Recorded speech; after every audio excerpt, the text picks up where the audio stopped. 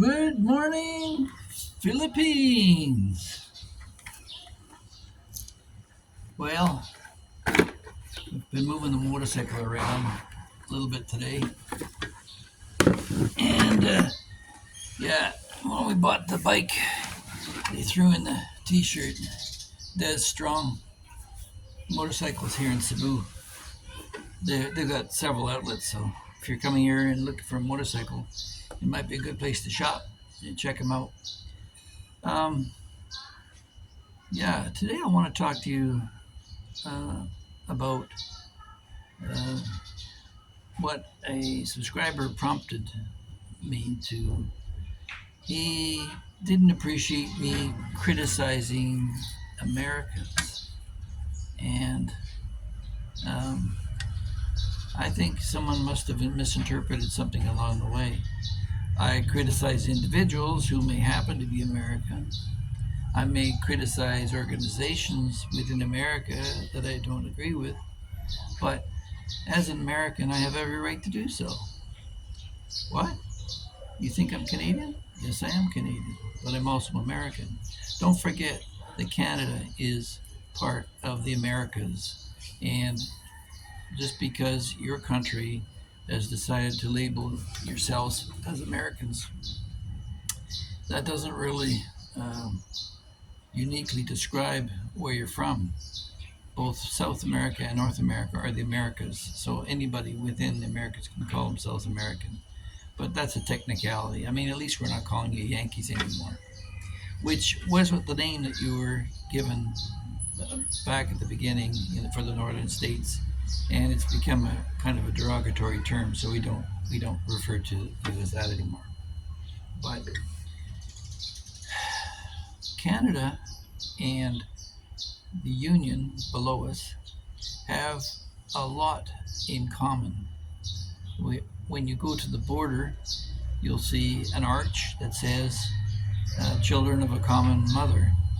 Um, the original settlers were from England, Germany, and Europe, and settled in there. My family was in Massachusetts and left just before the Revolution. Uh, we were United Empire Loyalists. My ancestors believed in loyalty to the king, which I claim no credit for, and your families, some of them, endorsed slavery, which you take no credit for either. It's not your fault. But where I do give you credit for is in America, particularly in and the British Empire, are in larger part responsible for the dismantling of slavery around the world. So kudos to you for that. But it goes far beyond that. We fought two wars together. Granted, we did take the lead, but you were also the industrial base from which we were able to uh, equip the troops for both wars. We built a common seaway together along the St. Lawrence Seaway, which brings uh, ships all the way in through the Great Lakes into places like Detroit and Chicago, and uh, allows for uh, free trade within our two borders. And we share the longest undefended border on the planet. And during the time of the Soviet crisis, we built the distant early warning system, the DEW line, which had alarms all over North America to warn of an attack. Maybe we should put that back again with the current situation. But with the speed of missiles these days, it wouldn't be worth the investment, I'm sure. Um, so we have a lot in common. And while we're both founding members of the United Nations, and we both served as peacekeeping services overseas, we've seen our big brother to the south take a larger role in policing the world. And many of us up north think that as your woke people would say, defund the police. Well, don't defund them locally, but internationally, I believe that you have to give some room for other nations to find their own way, and America can't be financing these campaigns unilaterally, and certainly American people shouldn't be paying for it. We don't fault you, American people, for it. You're the saddest victims in all of this because not only you're slaves to the decisions made by others to send you off to war. I mean, the boys didn't get to vote on going to Vietnam. 58,000 of them died because somebody conscripted them and decided they should serve their country, which I don't think Vietnam or Cambodia was their country, nor did I think any of them wanted to kill 2 to 3 million Southeast Asians in the process. None of it was the decision of the American people. It was all usurped from you, from your presidents and your military industrial complex. And Dwight D. Eisenhower warned you about the dangers of that. So not only are you prisoners and indentured mercenaries, but you're having to pay the whole bill. And when Donald Trump complained to NATO that they should be paying their share, all the squawking went on. But really, again, NATO serves no purpose to the American people. It's only to enslave you to any decision a foreign power decides. Don't you think that each conflict should be looked based upon its own merit? I mean, that's the whole point of being a sovereign state. But when I bring these things up as a concerned American, North American, because those illegal immigrants that are coming to your country are coming north to our country as well. The policies that your government make in terms of overseas wars affects mine as well. All those missiles that come from China and from Russia are coming over the pole and over Canada in order to get to you. So we're right in the firing line, and we'll probably have the bombs be landing on our country's sovereign lands. So, and yeah, we supported you. We supported your space race. We shut down the Avro Arrow production and sent a lot of our engineers down to work on NASA. And if you look into it, they let them design the Lunar Space Lander and the Space Canada arm and different parts of it.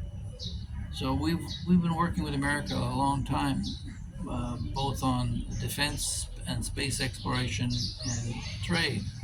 So don't you think that as a partner in this, we should have a say? So that's all my point. And if I see my brother going the wrong way, do I stop and say, "Hey, you're going the wrong way"? You betcha.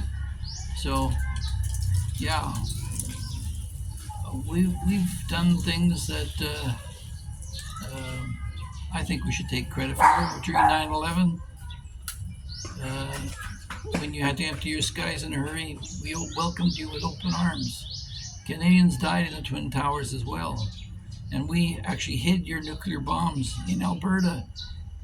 It was a secret until the beans were spilled through a National Geographic article a few years back. But yeah, we've both covertly and overtly supported America. And we appreciate the fact that American people are some of the most generous people in the world. However, some of us are concerned. There's no reason why Canada has the highest academic level of education in the world.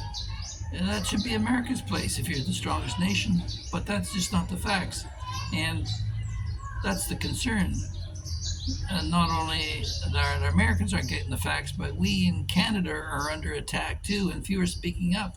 The fact that I could go to jail for life for speaking up about what I think about anything that could be perceived as genocide.